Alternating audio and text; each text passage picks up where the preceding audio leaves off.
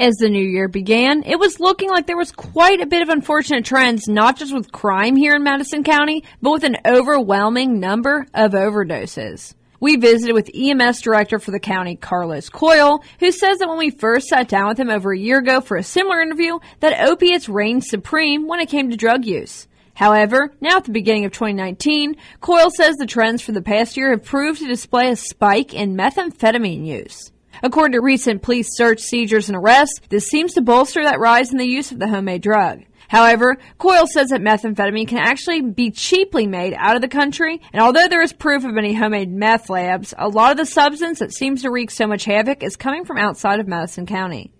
Visit the walk-in clinic at Mercy Primary Care of Irvin on Friday evenings and weekends with no appointment necessary. Walk-in care is open to the community no matter who your doctor is. For those times when it's not serious enough to go to the ER, but you feel too bad to wait until Monday, walk in to Mercy Primary Care of Irvin. We saw it coming. It never went away. It just got kind of covered up by the popularity of the opioids, particularly heroin. And honestly, we're not seeing as much heroin probably per se in the true overdose patients who respond to as we are fentanyl. Drugs are drugs. Everybody has their favorite. But as one gets harder or one gets more attention from authorities, they often move to another level of drugs or a different kind of drugs. And the sellers out there, they want to use some of the stronger opioids particularly because they want their drugs to be better than their competition's drugs. So it is a competition among the street sellers out there of who can provide the most potent product. If there's a batch out there and they understand there's been a fatal overdose, some of the hardcore users, they want that particular drug. They want to know what user that came from. They're that far down to their addiction that they want the strongest drug out there, even if it means potentially death. I think that we've kind of overblown that Narcan is totally safe and there's no side effects to it. It's not 100% safe. Now, the benefits far outweigh the risk. The other thing is the shift to methamphetamines. Narcan only reverses opioid overdoses. So if we go out and it's a methamphetamine overdose or a cocaine overdose, or some of these other street drugs overdose, it has no effect on that. If they're using methamphetamine by itself, you're not going to find them typically in the situations that we find the opioid overdoses, which is passed out in their car, passed out in a public restroom, passed out at home or something like that. And from the heroin and the fentanyl, it's usually a fairly quick onset if it's a powerful combination of those drugs.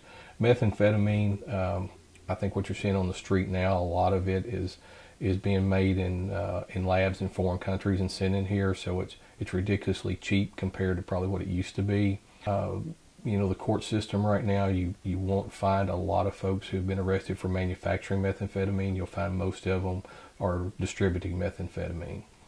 Education. Educating our young folks about the dangers of drugs is paramount. I think it's the only solution that we know that'll work. It's probably the least financial cost as far as benefit out there too. Kentucky ranks 5th in the nation in drug overdose deaths. There's 37.2 deaths per 100,000 people. That should alarm anybody. I think in 2017 we had like 1,565 people in Kentucky that died from overdoses. And that number is not anywhere near the true number of deaths that are probably related to overdoses. Anybody who have done drugs is going to suffer some long-term health problems. So it's that, and alcohol is a drug. It just happens to be a legal drug, and used in moderation, it's probably not an issue. But any drug that you abuse, whether it's legal or illegal, is going to be problematic. So I think that is our only chance of victory, is educating the children to hopefully that they never try it. Stay up to date with WBON TV for all of your local arrests and more news such as this. And also be sure to like and share to always keep your friends and family up to date with all of our Madison County news. For more stories such as these, be sure to visit Richmond's very own WBONTV.com. I'm Marissa Hempel.